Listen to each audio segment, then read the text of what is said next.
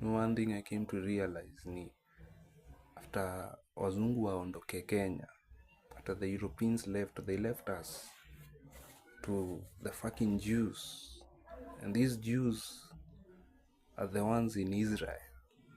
Hao sasa ndio wana run things siku hizi. Hao ndio wamekuwa our new colonizers. Unadhani ni ufala? Hebu cheki, after tupata independence, country ya kwanza tulikuwa maarif nao ni gani? Israel. Jomo Kenyatta alikuwa arifu wa Israel.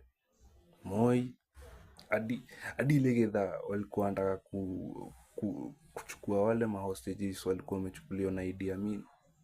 Si Kenya ndio iliwaokolea ndio waweze kupenya. So we have been a colony of Israel. Upende usipende. Na tuli solidify hiyo relationship after Uhuru Kenyatta achukue uprezo.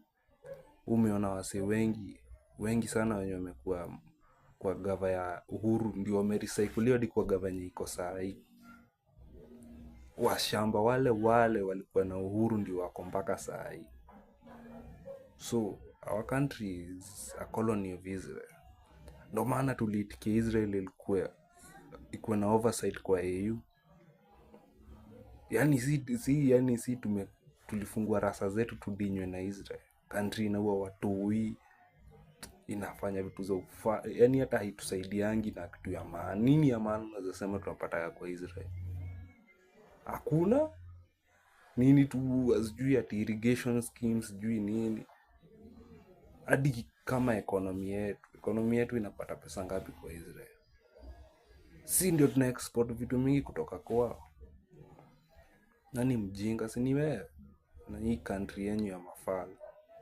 So yes, that's why I'm opposed to democracy, because democracy is giving us these leaders who are lenient with countries like Israel. Unajua mimi sipendi Israel juu ya vitu kozi venye inaua wase huko Palestine. Hainifurahishi hata kidogo. Inaua watoi wa mama. Yani hati that's not a war, it's a genocide. Ndio maana country ka Sudan, Somalia zitupendi juu zi ni mapuppets msee, zi ni sellouts. Tunajifanyanga vya sini wase ati tuko advanced, lakini si ni sellouts mbaya. Si ni colony ya Israel, and I'm not proud of it. That's why I want a man who will take hold of this country and be a proper authoritarian. Si democracy bullshit umeishi kufanya ya kupeanga wama leaders wa shamba kila saa.